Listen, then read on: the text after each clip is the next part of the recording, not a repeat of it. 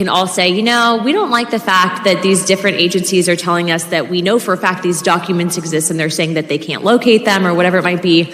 I will say, and had it not been for, I think, President Trump doing what he did, forcing these agencies to divulge the information, we would have still been stonewalled. In fact, I think Representative Burleson, when we initially sent out that letter requesting, you know, the 20 to 40 plus documents,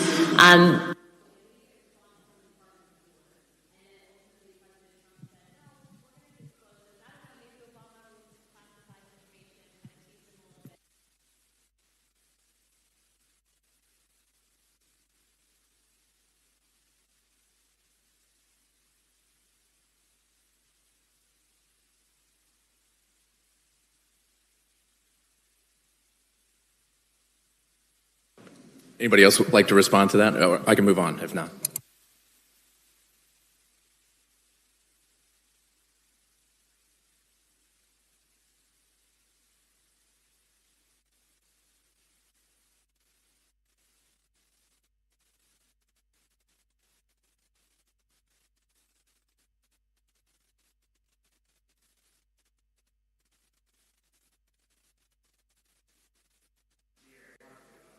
It's a bipartisan.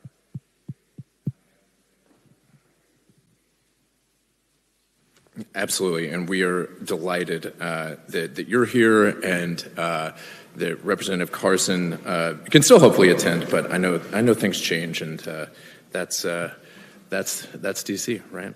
I'm often asked, what's different now? What's different about this time period? And for disclosure, I usually reference, I don't think ever before have we had this amount of presidential will behind getting to the truth.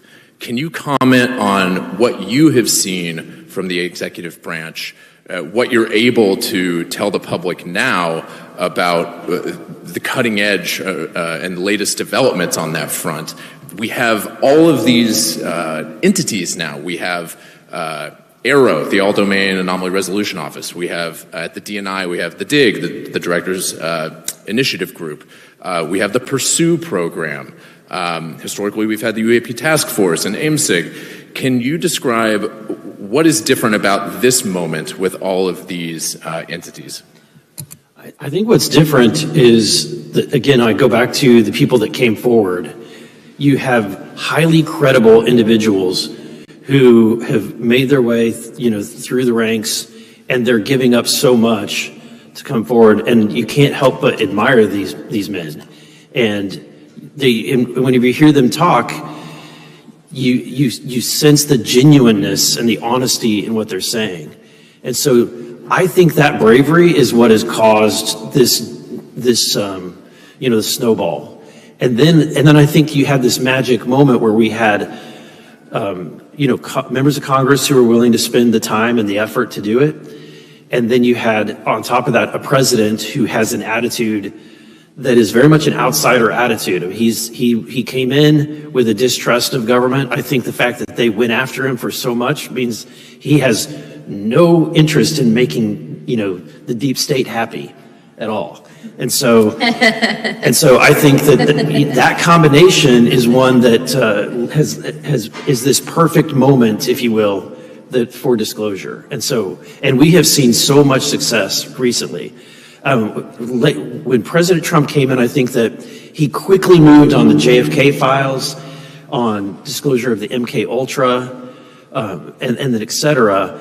And we kept asking, you know, Anna and I and Tim kept, anytime we would have that little moment with the president, you know, or his people, kept prodding and asking, when are you going to do the same thing for the UAP files?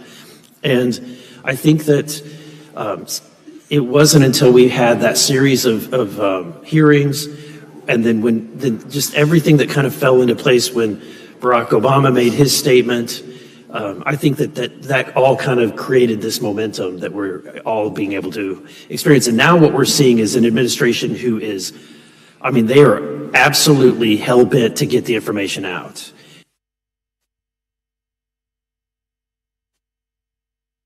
That was obviously kind of the low-hanging fruit. and the easy things to release at the beginning.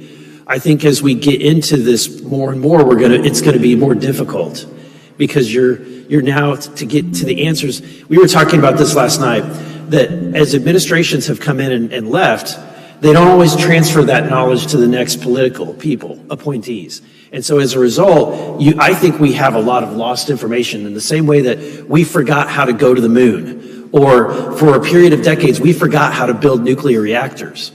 I think the same thing happened with this topic. You have, as new administrations would come in, the people that might have a little bit of knowledge about this, they kind of quietly buried it or never really shared that. And so now it's like we're rediscovering, it feels like the administration is rediscovering and digging into archives and documents and everything they possibly can to get at the truth. And so we're at that stage. It's now going to be a little bit more, it's going to be quite a bit more difficult, and it's only going to get more difficult. But I think we have an administration that is hell-bent to make it happen. Yeah, if, I can just add on to that too. I want to give a quick thank you to Christopher Mellon over here for everything.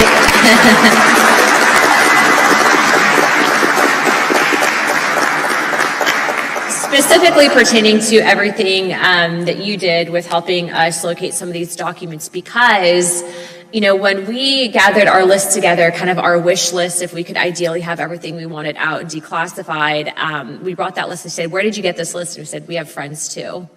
And so you would be one of our friends. I just, what we do is we can push, we can pull. DC kind of operates on two things, pain and pressure. So those are our levers that we get to pull. Sometimes we do both.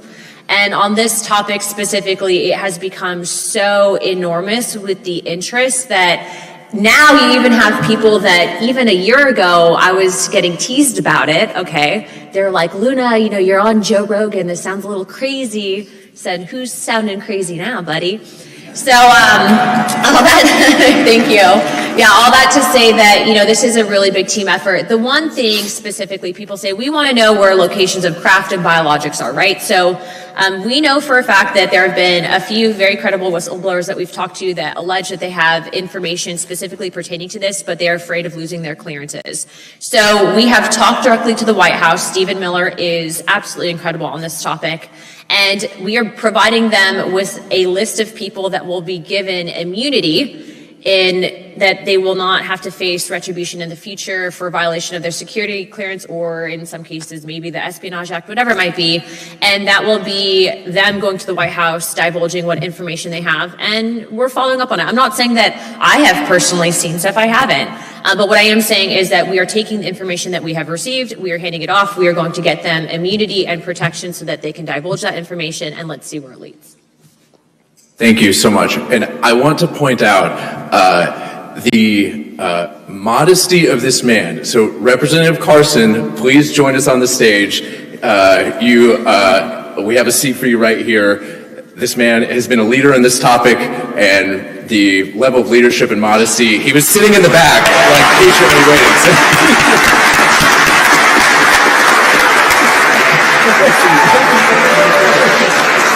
Yes. Oh, wow. And this is your year. Oh, wow. Thank you.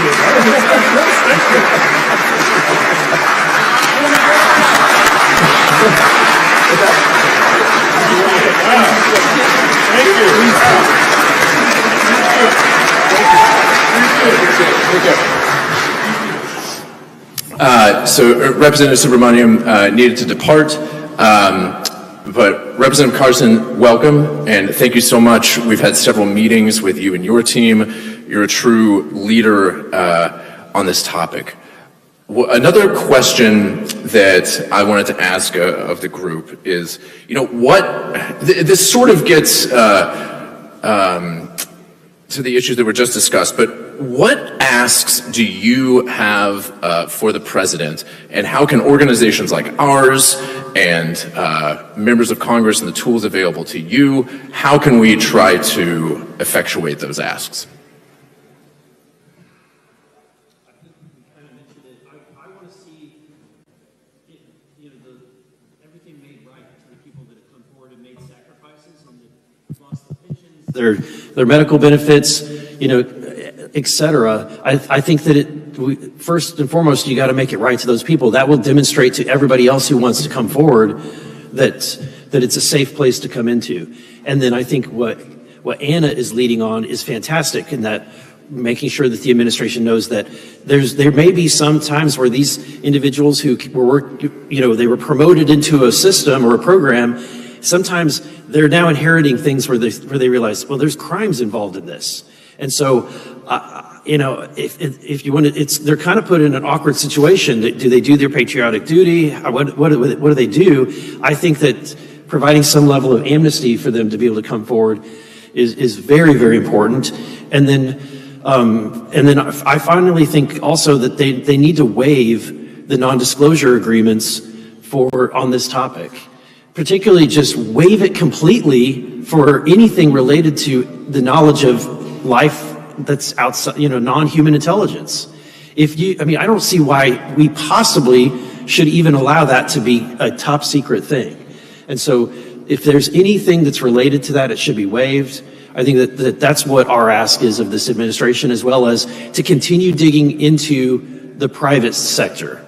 I think that a lot of this information is in the hands of either the archives of these federally funded research and development centers, and then further some of the prime subs that have been working on this topic. And so I think that it's going to take making it clear that to our major companies that we do business with or do business with the United States, that it's okay to come forward. And I think that we're going to have a discussion if they're reverse engineering stuff that they got because it was from non-human intelligence.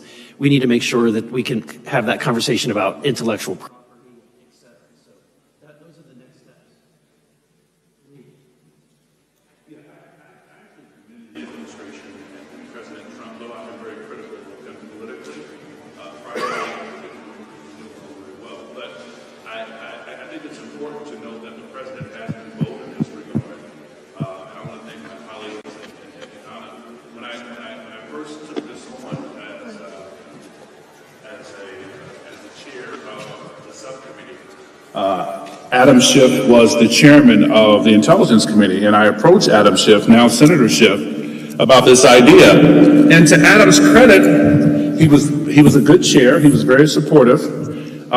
There was a lot of rumblings about why I wanted to have this hearing. And obviously, it's a very sensitive topic. And someone said, well, why would you take this on when you have enough on you? You're Black from Indiana, you're Muslim, and now you're talking about UAPs.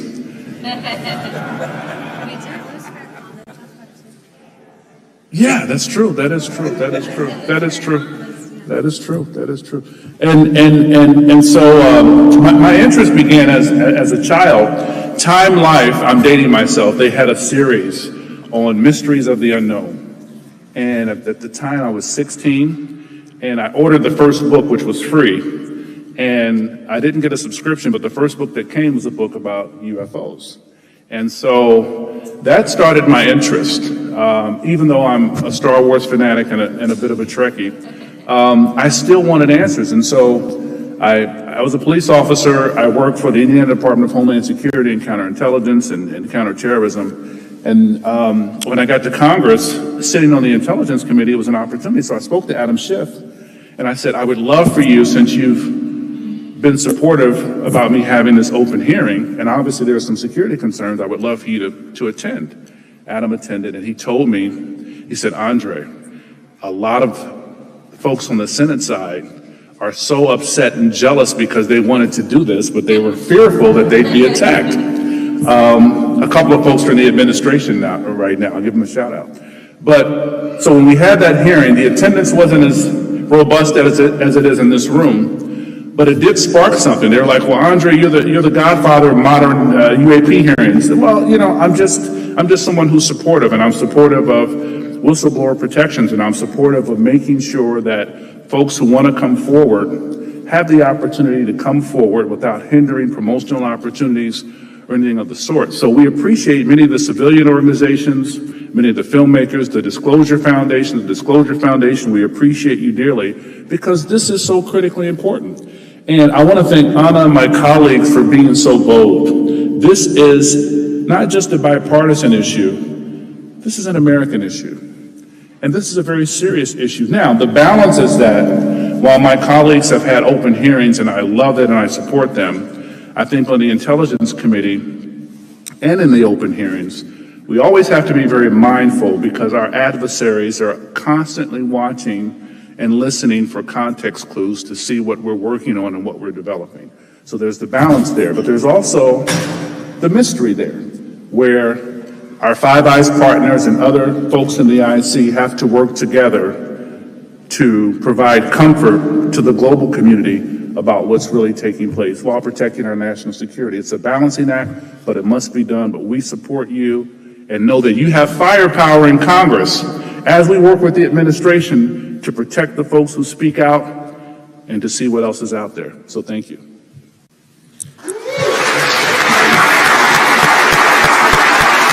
Thank you so much. And apologies that we're having the, like you were saying, the suspicious audio-video issues for sure that seem to travel with this topic. It comes with it.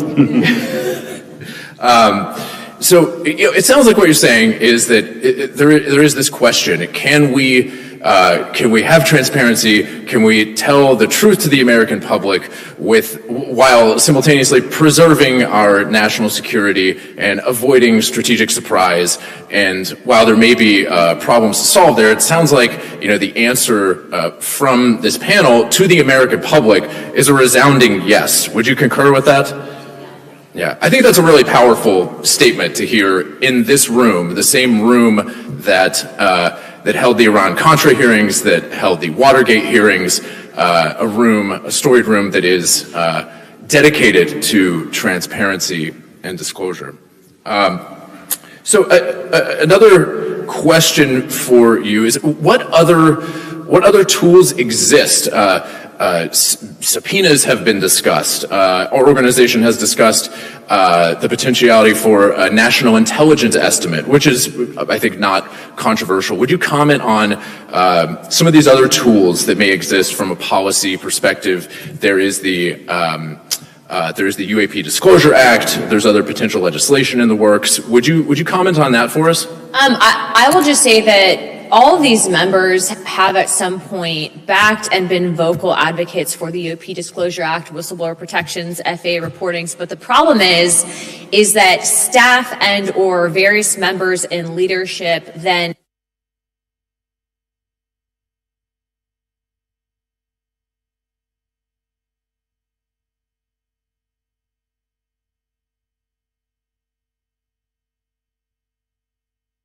together and back channel the information that people are able to feed us so that we can then go public with it or go to the administration, because we had great partners at OVNI with Tulsi Gabbard, now DNI Pulte's very good as well.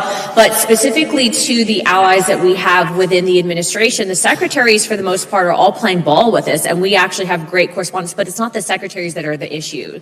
As you know, the federal government is a massive group of people, and so if someone isn't on the same page that we are on this topic, they're going to stonewall, they're going to try to wait us out, and that's exactly why we kind of have to work together on this.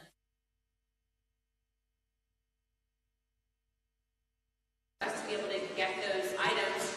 And then I'll just end with saying this, at our last hearing with Representative Burleson releasing the footage of a Hellfire missile being deflected by one of these things, I don't ever tell people what they can and can't do in hearing, and I actually applaud him for bringing that forward.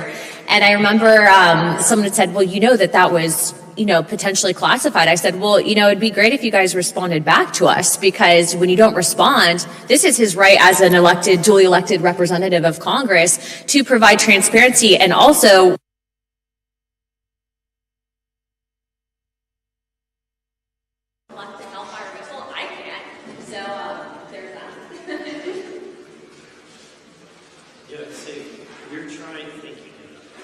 we're trying to get the UAP Disclosure Act put on the National Defense Authorization Act. That's supposedly next week, assuming the time, or the next coming weeks, assuming that, we're open.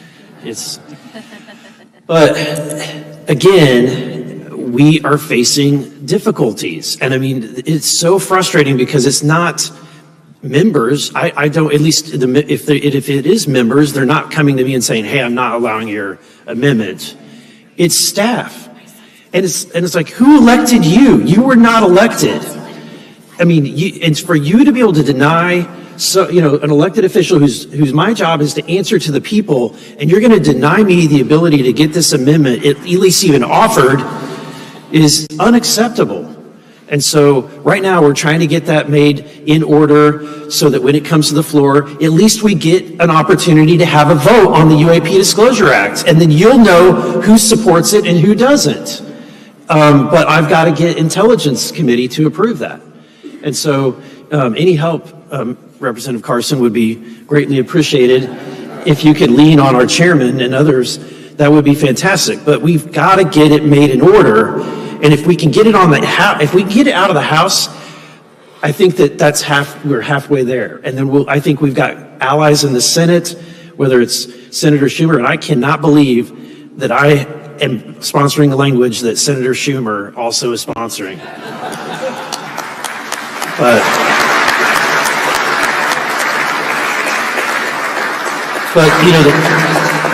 what's right is right, and truth is truth, and we're all Americans, and that's why this is such a common sense thing. And the only thing that's going to stop it is these staffers who are killing things behind the scenes in the cover of darkness. And so that's what we're facing right now. So your help getting vocal on this is probably the only way we're going to get it done. Thank you for that. I would like to open it up again to questions from the media. Yes, sir.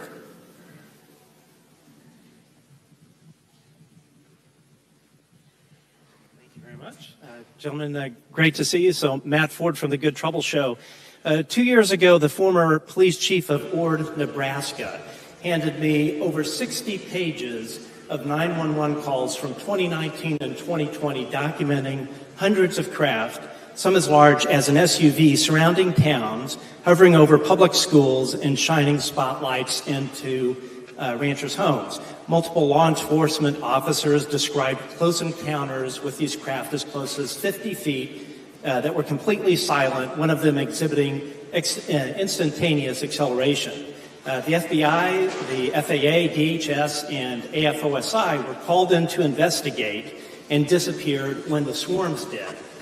This past February, the government shut down all El Paso airspace and blamed cartel drones. But a source with direct knowledge of the incident told me this was a cover story and characterized the incursion into U.S. airspace as extremely alarming. That's one particular incident.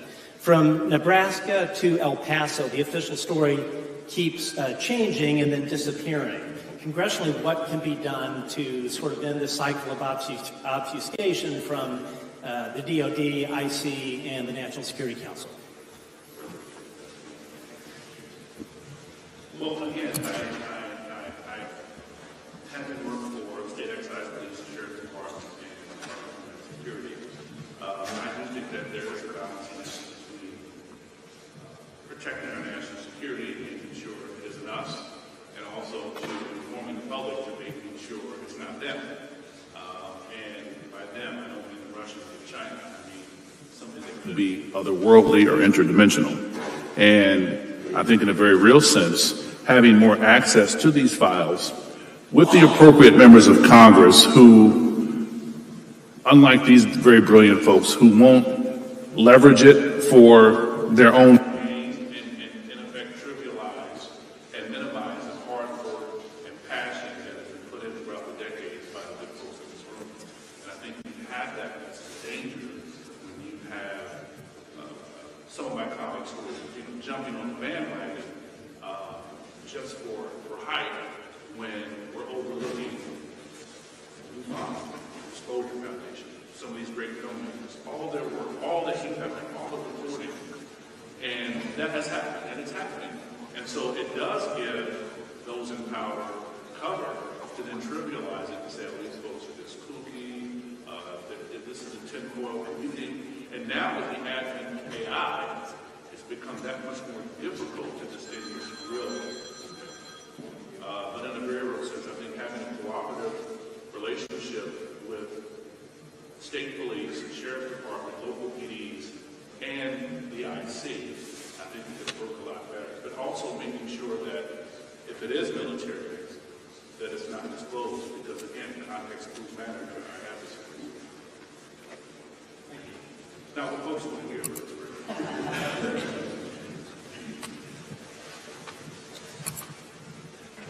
Hello, Martin Willis from Podcast UFO. Thank you all for being here. Question that I have is when these files have been released, they keep coming out, and the people that have been around the UFO community for a long time, all saying the same thing. Where's the good stuff? You know, there's got to be more than this. And a lot of this is military. I saw the, other releases, this latest one. But a lot of people also have fear of, I heard you, Representative Burleson, mention private entities. You know, there's been talk about things going like crash retrieval, and I know the Schumer rounds had the eminent domain aspect of it. You know, these things go into these private companies and then they're gone. There's no oversight, there's no way to see what's really happening. And so I just wondered if you could address those questions. Thank you for your time.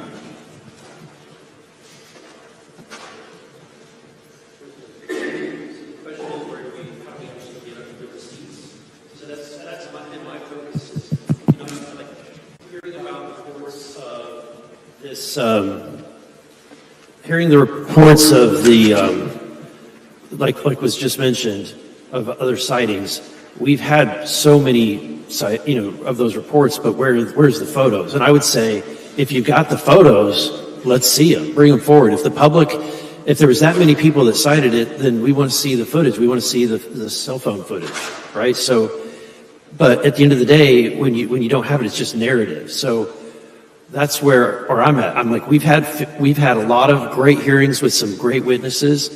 And at this point, I'm as frustrated with you as you are. I want to see the real stuff. What we're trying to do in my team is take actionable information and then request it. And so right now, I don't have subpoena power personally. I got frustrated trying to go through the committee and the length of time that it takes, and again, dealing with staff. And so my team, my office, we're just sending direct letters, interrogatives to these, whether it's MIT Lincoln Labs or MITRE, Battelle, and others that I don't want to say yet. We're sending these letters. We're sending letters to the FBI saying, and we're being very specific. We're saying, we want you to investigate the details of the Varhinia incident. Right?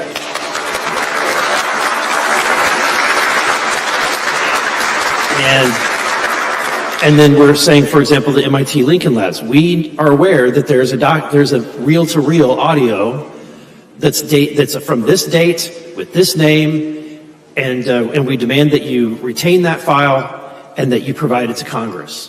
And so when you get that specific, I think that's I'm going to give them the benefit of the doubt. I think a lot of these institutions don't even know what they have.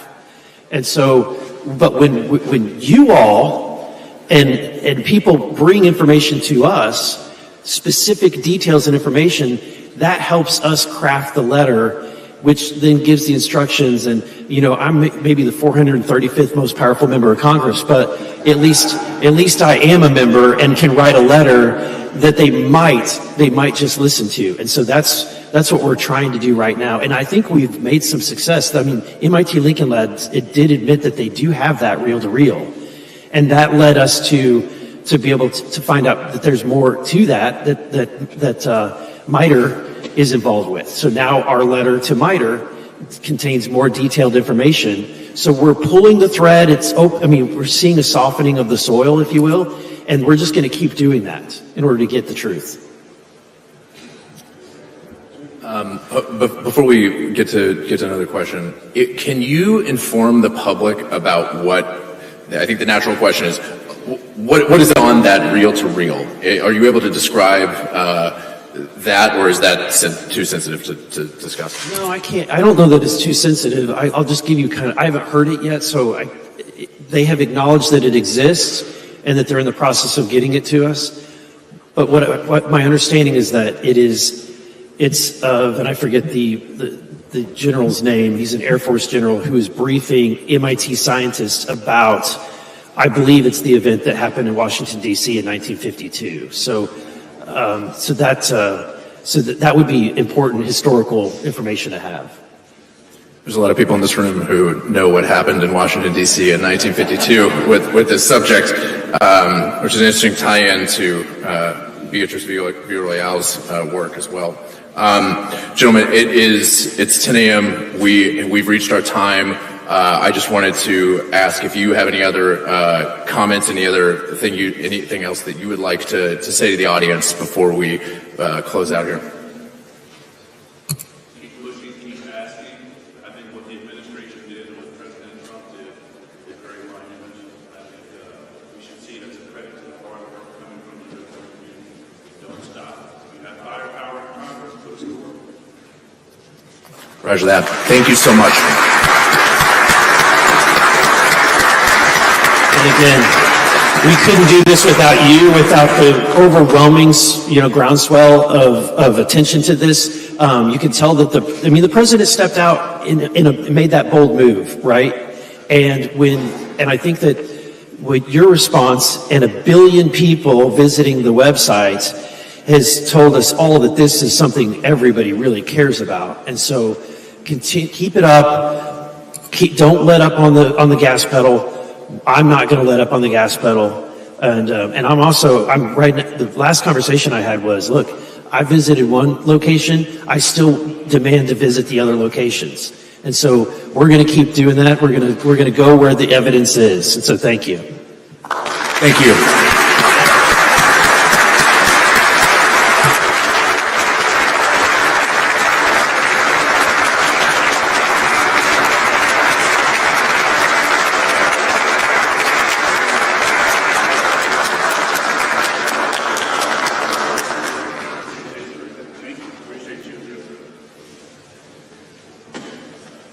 All right. So next up, I've got some good news and some bad news. So the constantly shifting schedules. The bad news, unfortunately, Senator Kirsten Gillibrand will not be able to join us today. She was scheduled to give remarks at 10. She had a last-minute schedule change, so our apologies. Instead, Christopher Mellon, would you come to the stage, please?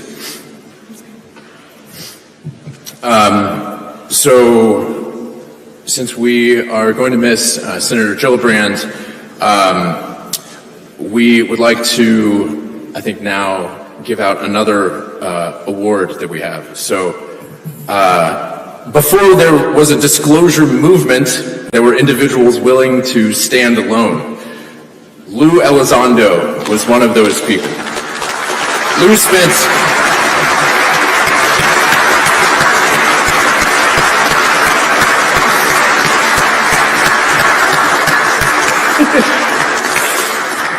decades serving this country in some of its most sensitive national security roles. He could have walked away from government service quietly, collected no controversy, and lived in a very different life. He chose not to. Instead, he stepped forward with his credentials intact, his documentation in order, and his reputation on the line, and told the American people what they had long suspected was worthy of serious attention.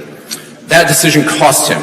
It brought scrutiny, skepticism, and years of being dismissed by institutions he had served faithfully. He accepted that cost and kept going. That is what courage looks like when it matters most.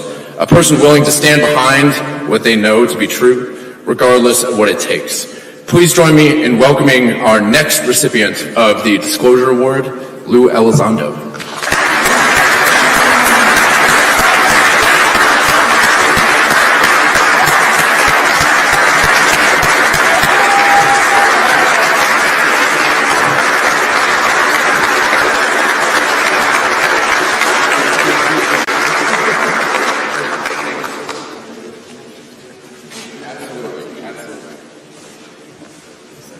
Folks, forgive me, I'm a little bit short here, so I'm going to see if I can tiptoe over this podium. First of all, a huge thank you to the UAP Disclosure Foundation for putting this on. We've come a long way, haven't we? All of us together collectively. And we also have to recognize the brave efforts of the representatives who took time today to engage you on a topic that just 10 years ago I never would have imagined we'd be here today collectively, all of us. But certainly, last but not least, I have to thank each and every one of you, not for this award, and not even necessarily for me being here today, but for you being here. This is democracy in action. Every single one of you, your contributions have allowed us to be where we are today. Your demand for the truth, the fact that you are not willing to compromise, because ultimately, at the end of the day, our democracy depends on truth. Think about that for a moment. Truth and democracy go hand in hand. And what you are witnessing today in this incredible room full of history, in my opinion, is more history in the making. And again, that's because of you. That's because you're having conversations around the dinner table. You're having conversations around the office water cooler. And you're not being dismissive. And you know what? Your government is listening. Politics aside, you have people from both sides of the aisle working diligently on this topic on your behalf because you demanded the truth. So congratulations, folks, here we are. And this award, as honored as I am and privileged to be recognized, I did not know that was going to happen today. I probably would have made a convenient excuse to be in the restroom right now. But it's really a reflection of each and every one of you. As I look around the room here, I recognize faces, some of them newer, some of them I've known for a long time. And we're all here together, witnessing and being part of history. So with that said, I'm going to go ahead and be quiet and go back to the back of the room here, because really this is your day. This is not mine.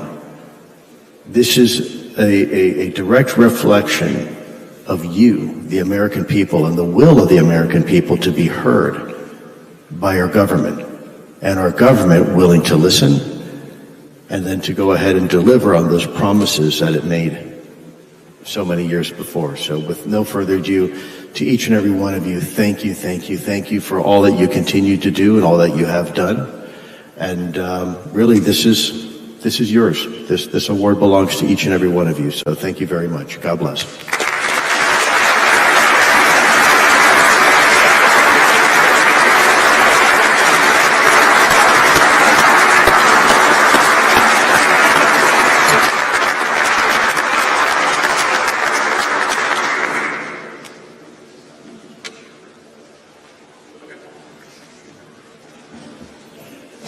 So we're going to take a 5-minute break. 5-minute break. 5. We're trying to resolve some AV issues. The next panel, we're live streaming this, so we're really hoping that the people on the live stream are getting the feed, notwithstanding the AV issues. So we're going to figure that out. 5 minutes, and then we are coming back for our panel on national security, which will feature Christopher Mellon, Kirk McConnell, Mark von Rennenkampf, Admiral Tim Gallaudet, and moderated by NBC's Gotti Schwartz. 5 minutes. Thank you.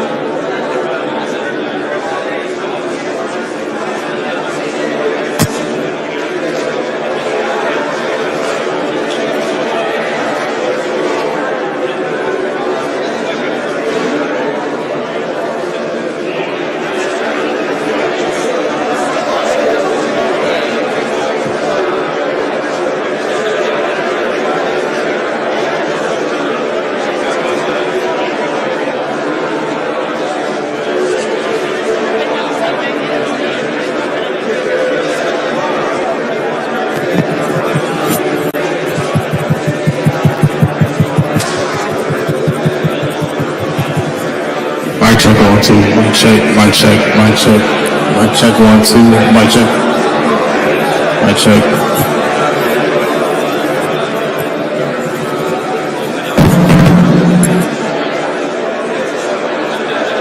Mic check, 1, 2, mic check, mic check, mic check, mic check, 1, 2. Mic check, 1, 2, mic check, mic check. Mic check, 1, 2, mic check, mic check. Mic check, 1, 2, mic check. Mic check, 1, 2, mic check.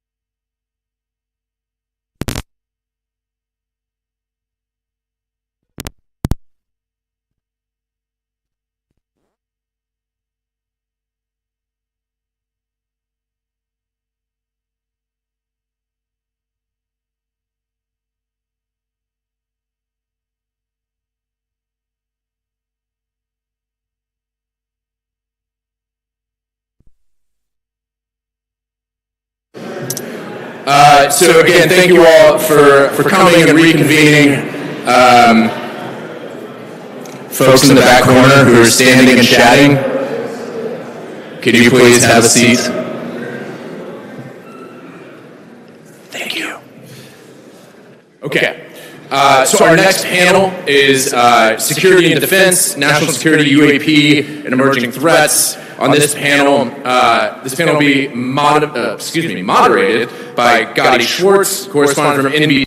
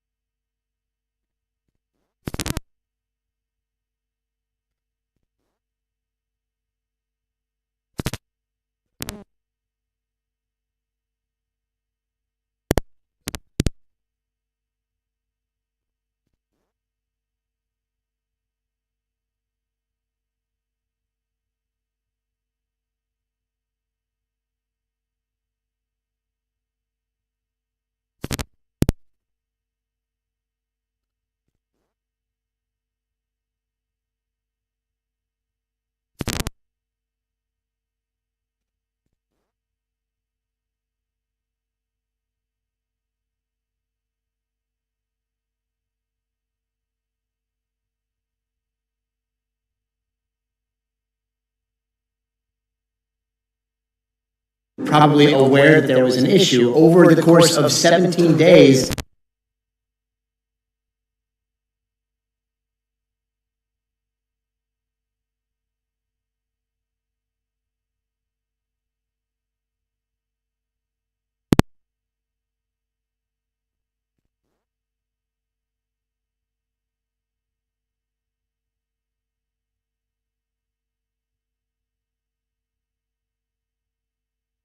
If there is something that's occurring like that over and over and over again, as we have been told plainly, it's happened in different places throughout the Southwest, it's happened to our ships what happens night 2, night 3, night 4, based on your information, Chris? Surprisingly, when they came to brief the Congress, my understanding is they said they did not have any video of these objects, even though this has been going on for 17 days. I think it's another example of the lack of preparedness that we sometimes has come to light, as it did on 9/11, where we didn't have a plan for civilian airliners being hijacked. We're used to still thinking, and we need to grow from this standpoint, that the oceans give us this great protection and we don't have to worry so much about the homeland. Well, now we're seeing this happen. This is not a singular event.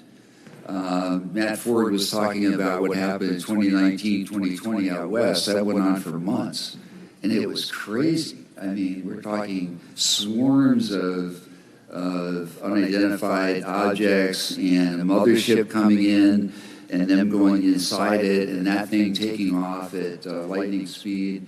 So there's a lot of very intrusive activity that is unlike what we've seen before. After World War II, we had around a lot of our premier bases and facilities, particularly nuclear ones, a lot of activity, but this is really getting more sort of in your face and more persistent in many cases. We've had some of these things fly up in front of a Navy ship and apparently shine a light right on the bridge, right into the faces of the boat. So it's like, we're here and you can't do anything about it. And so this represents a more provocative pattern than we've seen before. I can't tell you what happened day 3, day 4, except that I do know they did start to reach out for other assets. They got a plane with special sensors from the National Aeronautics and Space Administration, which they deployed. They started reacting with some fighter patrols and things like that, but ultimately they were not successful.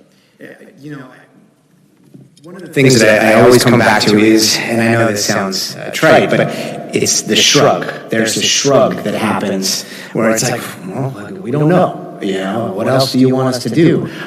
You were just talking about the oceans, Admiral. If something like this happens and there is a craft that is beaming the lights onto the deck of one of the most powerful ships on planet Earth, where does that shrug come in? Is there a shrug, or does this go all the way to the top into this darkness where, you know, maybe there are people that are actually in the know? Well, interestingly, thanks, Gotti. Well, from my experience operationally, having served on an aircraft carrier and amphibious assault ship and other fleet command ship, that I never saw a shrug. It was always reported whenever we saw something in our airspace or water space. And actually, I'd like to turn to the ocean. You had mentioned that we have a sense of security because we have these oceans that bound us, but the reality is that we're seeing these objects in the water. And I've had submarine officers come to me and talk about objects traveling at speeds in excess of 50 knots, closing with constant bearing, decreasing range, and having them to order emergency deep maneuvers to evade. And then the objects slowed down and then trailed them for a time. And this is 3 submarine officers, very credible. So our oceans aren't as secure as we might think, too. And in all those cases, though, they are reported up to higher headquarters. And you've seen higher headquarters, though. If something like that happens, and you'd expect that to go to the tippity, the Joint Chiefs of Staff. I mean, that sounds like a full stop. Let's put all resources, all assets on this. And to our knowledge, that doesn't happen for some reason. Well, no, this does happen. In fact, I have a friend who stood watch in the National Military Command Center of the Pentagon, which is the watch floor for the Joint Chiefs of Staff, the Secretary of Defense, and the President, and they take reports from all the combatant commanders. And in fact, when there was that Alaska UAP following the Chinese balloon, that was reported up to my buddy who was on watch. Now, all those comms are classified. So the president knows. These are reported. And what's done about it is another story. I oscillate, as one does when you grapple with this. I oscillate between the possibility that the credibility of the people that have come forward is pretty impressive. But it does seem that there is some sort of conspiracy cover-up, I just don't know what the nature is. It's either the government knows a lot and doesn't want to share how much they know, or the government knows little and wants to cover up their ignorance. And now we live in a day and age where we're starting to see what looks like the government saying, hey, actually, we don't know. Here's a bunch of the files. You guys look for yourself. What camps do you all fall in? Do you think that there are repositories within the government that actually fully understand the phenomena, or is this a circumstance of everybody is just out of their depth when it comes to UAP? Go ahead, Kirk.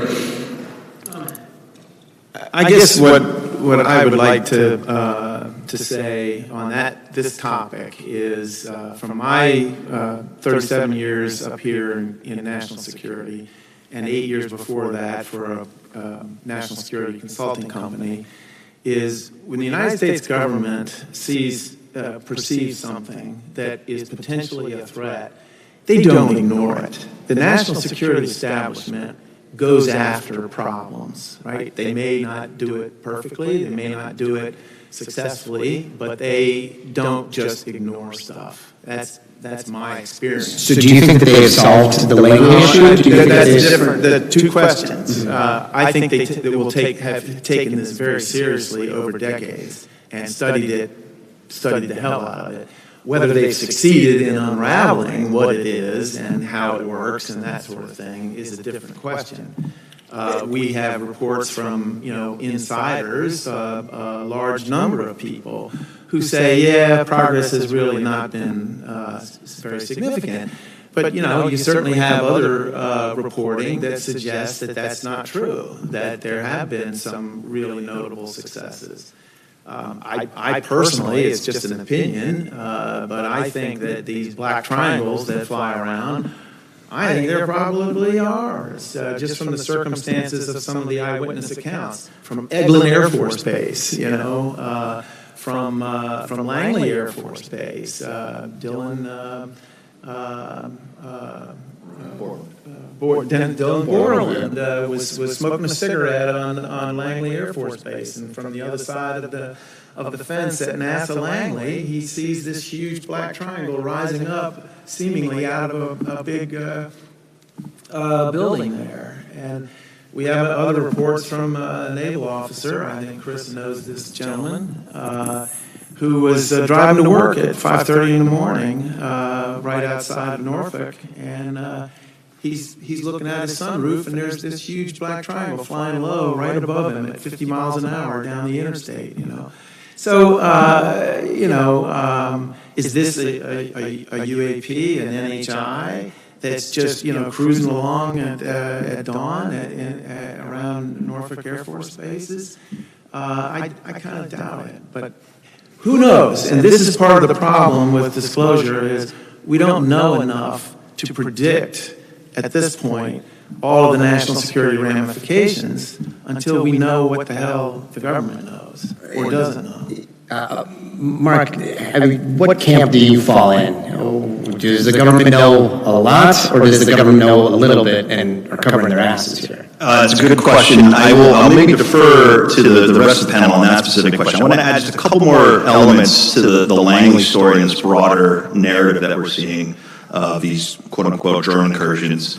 And Langley, again, 17 nights, these objects were displaying bright, flashing lights. And as the base commander there, commander of Air Combat Command, called it close encounters at Langley because he had bright, flashing lights. That's not how you do espionage or surveillance, right? That's breaking rule number one in surveillance. This is a foreign entity. I'll add that former NORAD commander, General Glenn Van Herk, said on 60 Minutes openly that they attempted to jam these objects and failed. They couldn't get eyeballs, couldn't jam them, and yet they're operating over a key air defense facility right here off the East Coast. And that's, I wanted to add on the analytics side, we saw these bright flashing lights occurring for months off the coast of Southern California. I think the FOIA documents show that this is going on from at least March until July of 2019. Several months these objects swarming these naval warships, LCS ships, right? The newest ships in some of the most advanced ships in our inventory. And thanks to Jeremy Corbell and George Knapp, we have video footage. We have radar data from the USS Omaha incident, which is very perplexing because it shows what appears to be a spherical object. And, the debunkers have put up any number of nonsense theories for that. When you actually do the analysis, it looks like a spherical object moving against the wind and going into the water. So you add in the events over the UK. There are several bases in the UK in 2024. Wright-Patterson Air Force Base was shut down. Wright-Patterson Air Force Base, some folks might know that name, was shut down in 2024 because of drone activity. And thanks to John Greenwald's FOIA work, we know that at least, I think they counted at least 15 to 30 objects on radar, right? These are radar hits. So we have a major problem. I'm going to, again, defer on does the government know more or less about this to the rest of the panel. I just want to add some color to how extraordinary these incidents really are. If these, and it's not necessarily just an if these things are happening as they are, but there is a thought experiment that has to be done, and again, not to trivialize this, but if these things do constitute something that is so far beyond the capabilities that humans have, there's an interdimensional elephant, I think, in the room, as we've seen over the last week at least or so, that has now been very much introduced into the mainstream conversation, even though many people have been talking about it before then.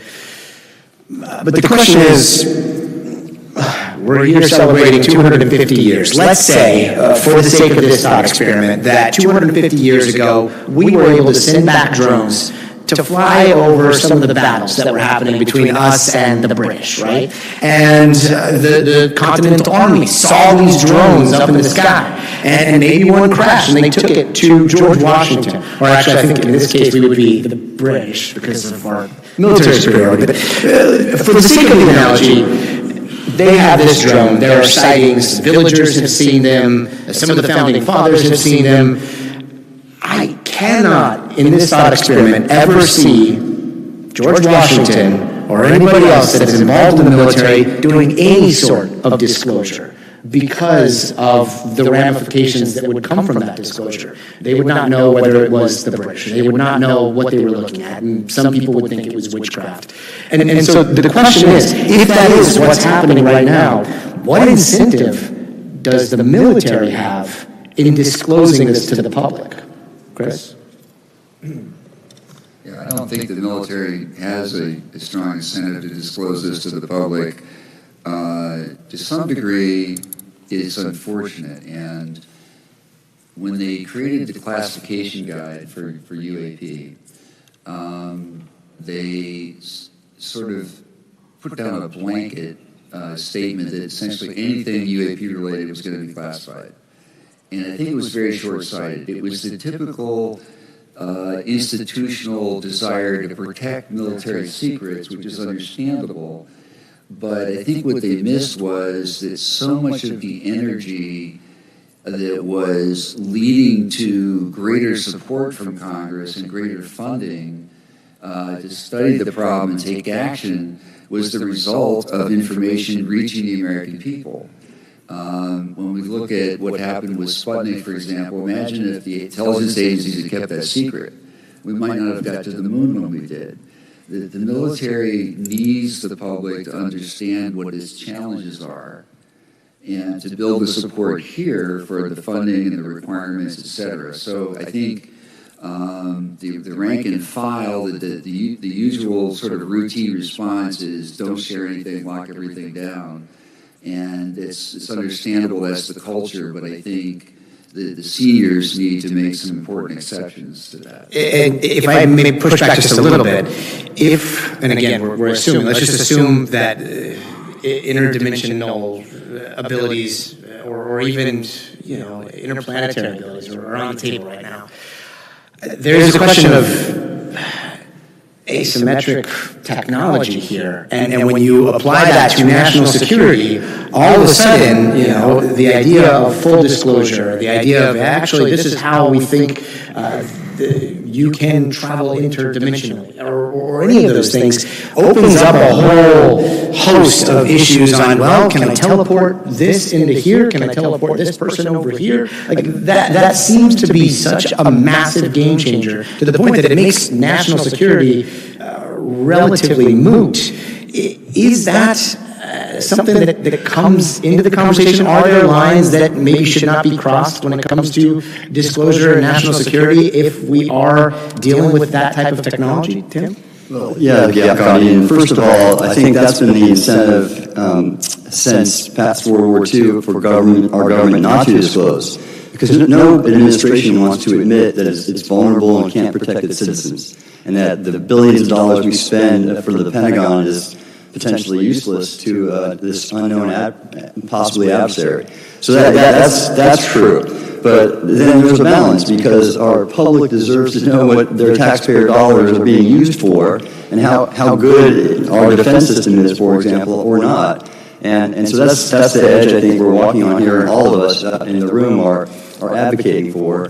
And I see Avi Loeb's here, so we have a Science Advisory Council that's been established, and thankfully we now have the support of the administration to go and answer some of these questions. I can't wait to see that panel and hear hopefully a little bit more about where things stand with interdimensional travel and in science right now, because you know, unfalsibility is really anything that's unfalsifiable is something that, you know, we try to.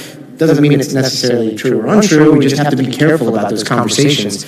And yet, when it does come to thought experiments and playing things out, the idea of this seems like, if these things are true, this seems like fire. This seems like humans don't understand what fire is, have never seen fire, don't even know that they can cook, they don't know about thermodynamics, they don't know about anything. And there is this technology that may be kept away from humans, which we all, I think, agree should have a right to. And yet, if that is what's behind the disclosure wall, Mark, do you think we're ever going to see that? I think, you know, if the efforts here in Congress bear fruition, and if the, you know, I think the critical mass that is building up in interest, especially with the presidentially directed releases that we've seen, I think it's possible that we'll break through in some respect. I can't tell you how far that will go. How about you, Kirk? Do you think that if there is something as game-changing as, you know, as we can understand it, fire, that is on the other side of disclosure, where it is some sort of breakthrough understanding of how the universe works, that it could render entire nations completely moot, there will be disclosure? Well, you know, this is, sorry, you know, this gets back to the critical question of what's behind the disclosure wall. You know, what is there? Is it the kind of technology that is that you are alluding to? But more importantly, perhaps, is it technology that is easily mastered? If it's really, really hard, look, nuclear weapons are incredibly dangerous. You could devastate the whole world. But we were able to apply it to commercial uses by the sheer difficulty of engineering a huge enterprise to mine uranium, to enrich it, to build a reactor and make plutonium, and, you know, tritium and heavy water plants. There's a lot of difficult engineering steps in practice to make something that is so dangerous. So how hard is it going to be, and what are the observables? Can you control it? These are the kinds of calculations that I think the government will have to, and the public will have to wrestle with once we get on the other side and try and get some understanding of what's going on.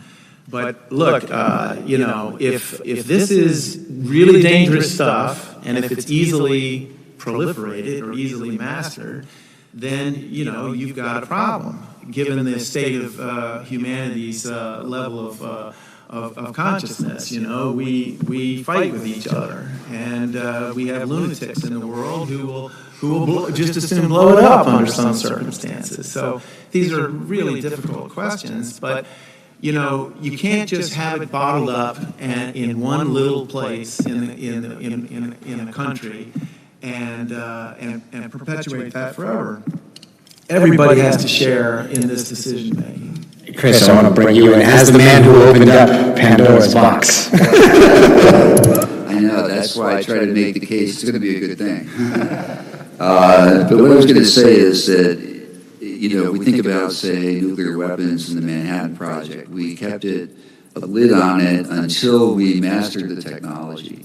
If we have something that's a total game changer, then probably at some point we're going to want our adversaries to know. It's not a deterrent if it's totally secret and they don't know about it.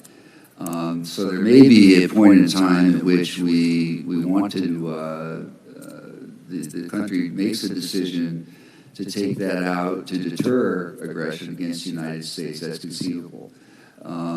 So I don't know. I think they have to, you know, if they have some technology, how developed is it?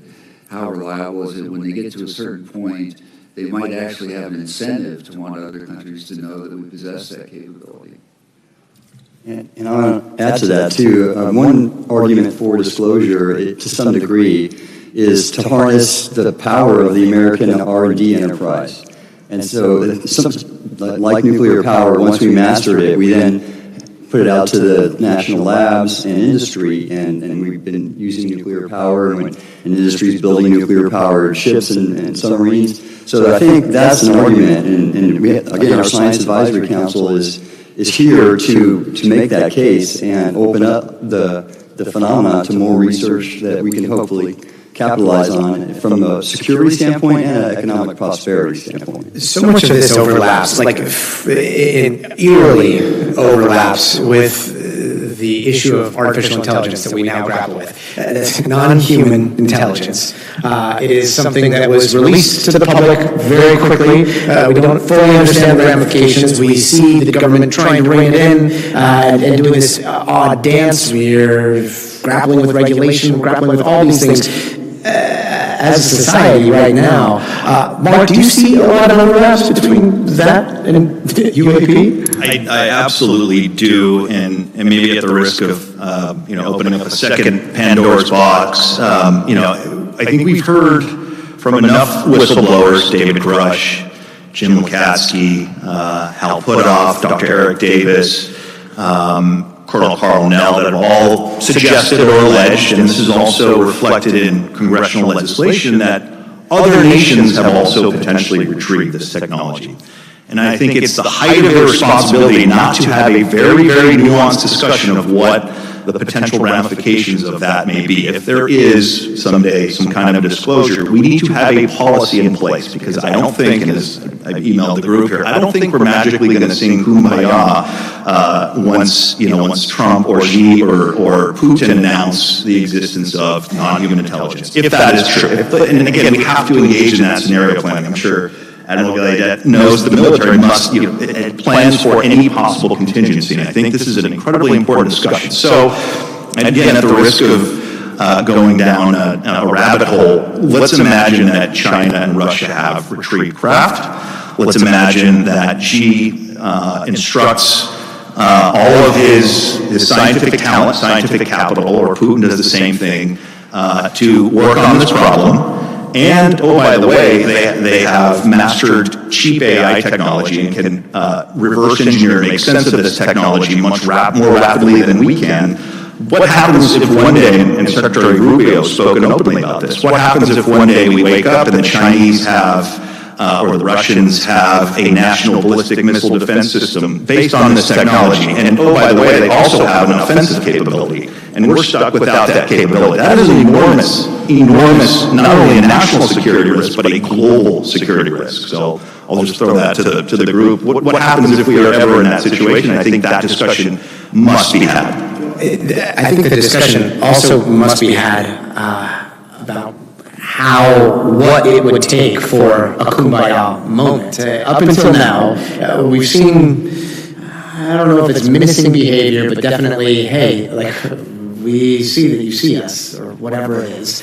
But has there been an aggressive intent or even a lethal intent ever detected, from your own knowledge, a UAP incident in which there was some sort of aggressive intent aimed at military service members or perhaps civilians?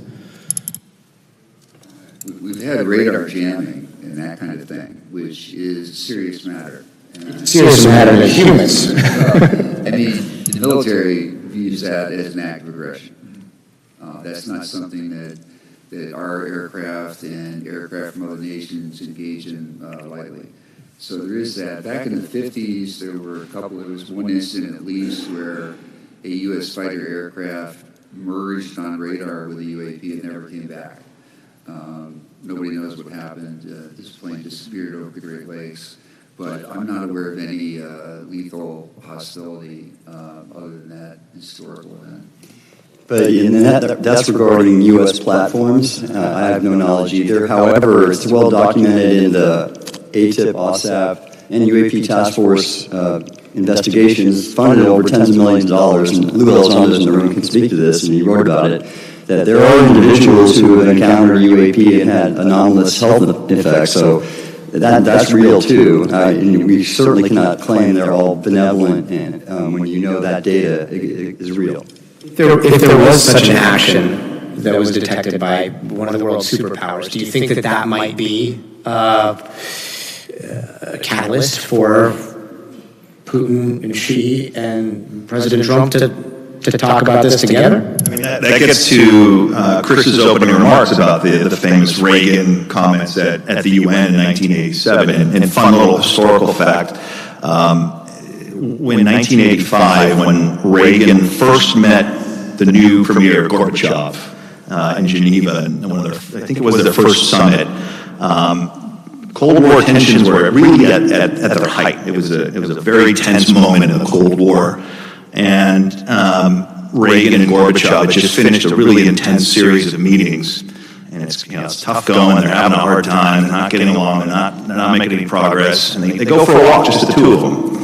And Reagan asks Gorbachev, just kind of on an offhand manner, hey, some aliens came around and attacked us. Would you come and help us? And Gorbachev says, no doubt about it. And Reagan says, oh, cool, so would we. And they shared a little chuckle. And that kind of broke the ice between these two leaders. And any historians of the Cold War will know that's what led to perestroika, glasnost. So there is precedent with Reagan's commentary. Reagan obviously viewed as the ultimate Cold Warrior, the ultimate national security mindset. But he clearly had an openness to what Chris again alluded to in his comments, his opening comments, that maybe there is room for some kind of negotiation discussion if there's a legitimate perceived threat from any kind of... It's so ironic that was one of the things that started thawing this, because the entire reason why we're having this discussion is national security. It's because humans have been at war with other humans and have been worried about some sort of technological advantage. Kirk, if there was something, whether it's a direct connection between some sort of non-human intelligence and a leader, governments, some sort of something public, do you think that the world is right now set up to be able to adapt to that type of paradigm shift? Is this on? Yes. Well, there's a mixed record historically on analogous kinds of situations. Certainly, indigenous peoples around the world, in their encounters with European colonizers, for example, always came out on the bad end of things, and to say the least. And what's more, that they tended to fracture or remain fractured. Like, we certainly saw this here in North America, where tribes, instead of coalescing and fighting a common invader, us, from Europe, they would make deals, right? In some eras, countries in Europe, for instance, have practiced a sort of balance of power. They see some great power emerge and they band together to resist that great power. In the Pacific, we really don't have any tradition of that amongst the nations there. So it's really hard to build a NATO-like defense structure in the Far East. But we have examples of both things. Faced with a common foe, nations sometimes will band together, right? But that means that the perception is that this is a really hostile, aggressive foe. So is that the model that we hope is gonna happen? It has to be a dangerous situation for us to overcome our differences, or is it possible that this is going to be a non-threatening beings, and that maybe they'll just help us raise our consciousness level, our level of morality, and we'll start to get along better by the example of these intergalactic visitors or interdimensional visitors. I think that's, again, not to bring the shrug back, but if there is some sort of hostile intent, all of a sudden it's very different than if something is flying around and maybe surveilling, but not necessarily acting aggressively. But in the absence of that sort of, first of all, I mean, are we prepared if there is some sort of aggressive action taken, Admiral? I mean, is that something that, I don't know, exists in the deep recesses of military planning? That's a great question. As far as preparedness measures and op orders and whatnot, I know of none for the phenomena. And there, now granted, I've been right into compartmented programs, but not all of them. In fact, Dave Rush would be the best one to ask, but I don't think so. In fact, I'll share an anecdote. Chase Stratton's a friend. He worked in Naval Intelligence when I was in the Pentagon, and I'm friend with several former directors of Naval Intelligence. And I had a meeting with one of my buddies who just retired out of that office, two-star admiral, and we were talking about business, but at the end of it, I brought up UAP, and he was honest with me. He said, we still don't know what these are. So, and of course, ATIP and OSAP and the UAP task force, again, did research, did monitoring, but I think the government is still trying to come to grips, and that's what we're going to be doing, and hopefully with a major R&D effort. If I could just calibrate, because again, all of these conversations, everyone's on a different place in the spectrum of how we see this right now. But just to calibrate the table here, the big question is, do you think that there are factions of the government that truly understand the nature of what we're seeing? And I'll just yes or no all the way down. Chris? If there are, I've not encountered them. Same, I don't know. I'm going to agree with the rest of the group. Unfortunately, I think that the government knows a lot.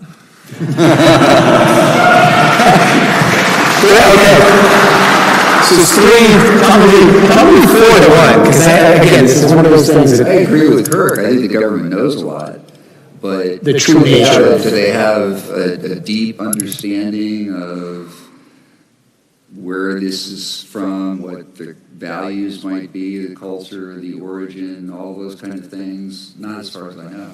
Yeah, and I can say this too, based on Kirk, and that I'm sure that it's siloed like everything else in the government. And a good example is this. Sam Gervis is in the room. He's done some research, and he's pulled out, I believe, verification that there's an entity called the National Underwater Reconnaissance Office. And Bobby Radin and Director of National Intelligence spoke about it. Here I was, the oceanographer of the Navy, the head oceanographer of the Navy, and highest clearances, TSSCI compartmented programs, and I was never ready to that. So you have that kind of siloing, and I would probably help that office quite a bit with our data and knowledge. So there's the siloing that exists in the government, and it's continually an effort for government administrations to try to break those down.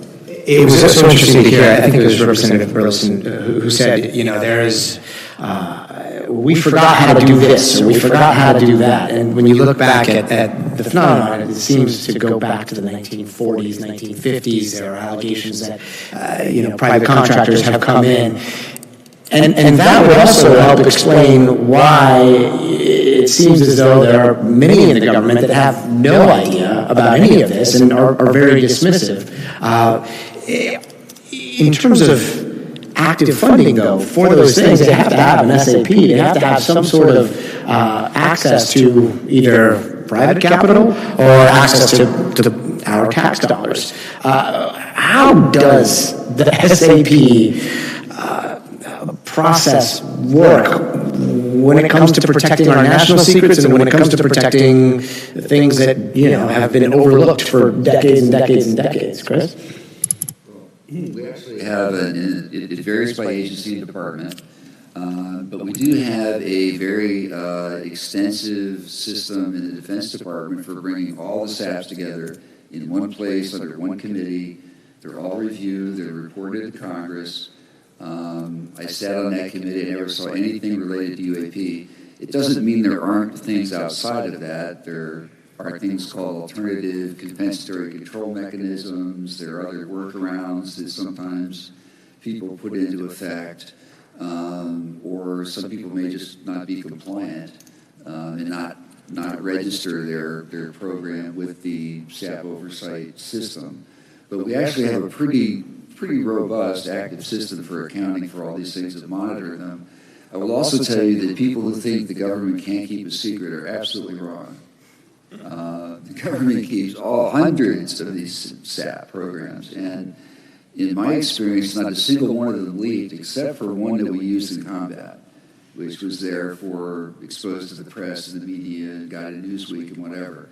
But all those other programs remained completely under lock and key, completely unknown. And they were not things that the public would have a problem with. They were mostly just very technical things, like, how do you make a tank armor tougher? How do you make a missile warhead more effective? It's that kind of stuff. So it's not really even very press-worthy necessarily, but it's stuff you don't want your adversaries to know. And yet, if there was truly some sort of crash retrieval program or some sort of, you're talking big, like the amount of money you would have to hide for something like that to exist. One of the stories is they gave up trying to redo the, one of the main sources that we had initially on crash retrieval was that they closed the program down because they were making no headway. And they were spending a lot of money. Tell me more. Tell me everything about this. Well, there's other people in the room here that can speak to that as well. But that's my. And then they tried to. Some other folks tried to make a deal to get them to bring some of that out of as they were closing the program down, to take another stab at trying to understand the technology. That's only one narrative. There are competing narratives, but that was one of the original narratives. That one of the people that I first brought to the Hill to raise this issue back in 2019, that was the story that was given. If, and again, this is all, for me at least, a thought experiment, a very important thought experiment that we should all participate in. But if the government is or was ever in possession of off-world or non-human craft, biologics, whatever the case may be, again, we go back to there's fire that we are not privy to. There is something that is so far beyond anything we can do with our civilization that would change literally everything. If that's the case, I know that the public polling suggests that people want to know, but if that's the case, do you think that we are ready for that type of disclosure?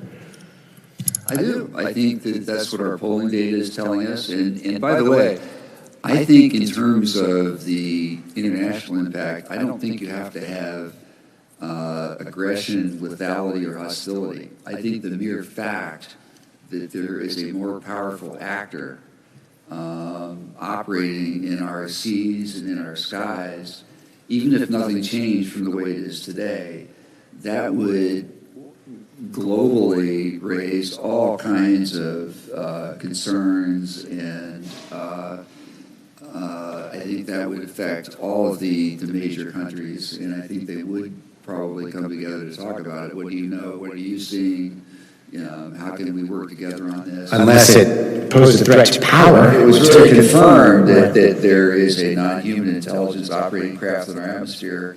I think that would be immediately of immense concern to every major power. Kirk, I want to bring you in here because, again, if that is disclosed, like the one thing that would be very vulnerable is power as humans understand it.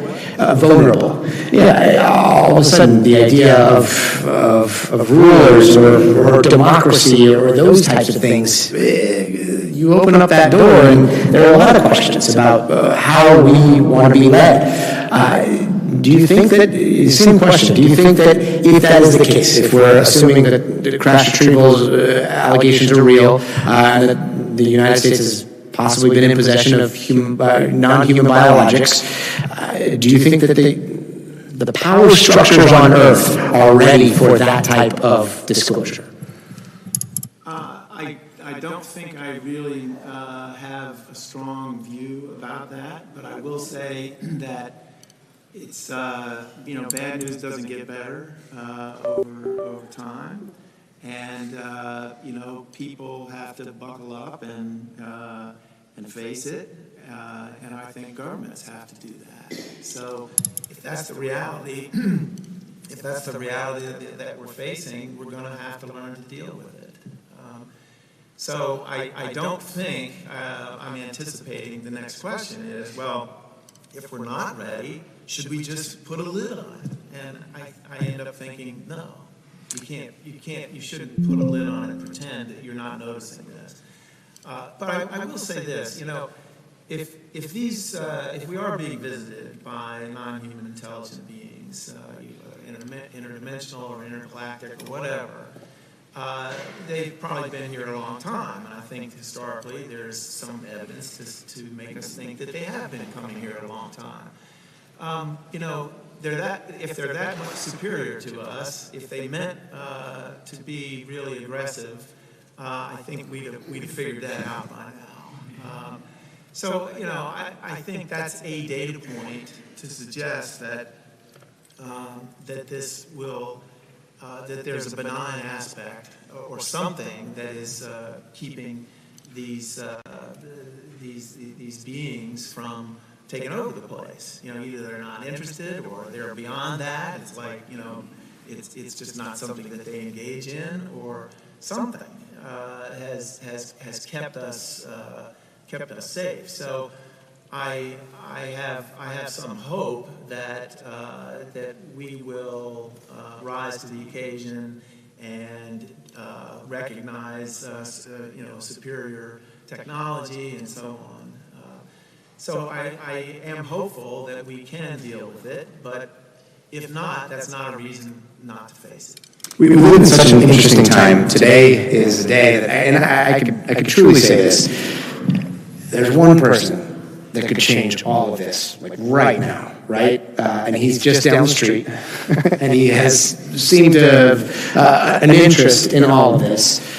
And yet, we don't see that. We see, him definitely toying with the topic.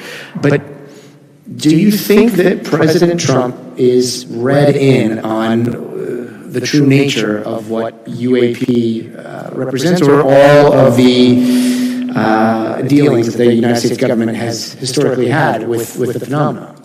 Well, I can address that partially. So President Trump personally, I don't know, but when he came in office, I met with some of his appointees in the Office of Under Secretary of Defense for Research and Engineering, I think, and Development, and they were committed to look under the hood and gain control with political appointees of the whole UAP issue.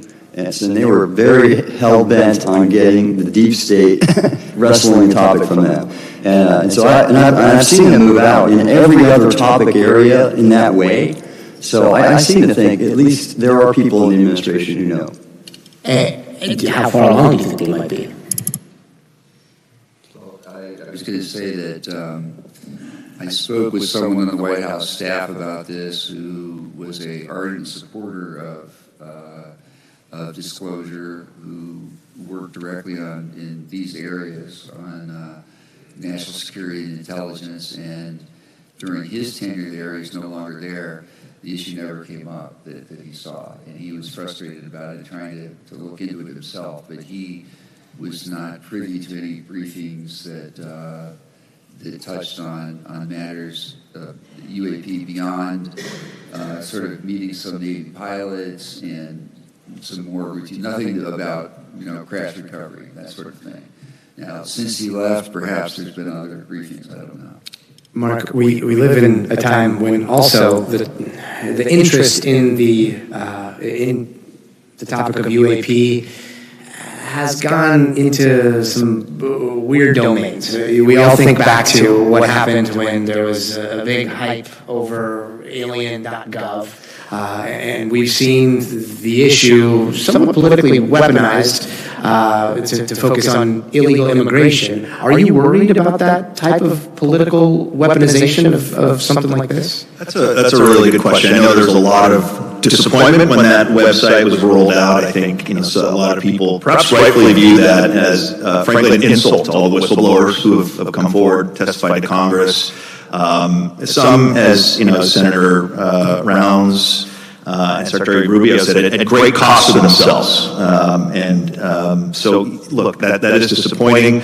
At the end of the day, I think this topic is so much bigger than any kind of what I now see as a distraction. I think that with the Spielberg film, and again these tranches, these releases that are coming out.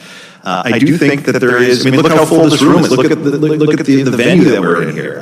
It's pretty extraordinary to see how this has developed, and it's only growing. So I feel that a critical mass again is building, and I think those distractions, if you will, I don't think I hope will not let stop progress on this topic. As that critical mass builds, so does the noise around all of this. For those of us who have been following this for pre-2017, it's even for us, it's hard to keep your eye on what we're talking about here, right? Now we have AI making things even noisier. I do wonder how all of that noise affects the operational lens of national security. If all of a sudden you were literally having to track down and trace down every single report that comes in, and you don't have the manpower, is that something that should be of concern right now? It's interesting about AI because we are going to be dealing with superintelligence one way or another. Maybe we'll be dealing with two, but we're certainly going to be dealing with one. And that one's probably the bigger threat to your job and your career than the other one's going to be. So I think we actually probably need to change our style of government.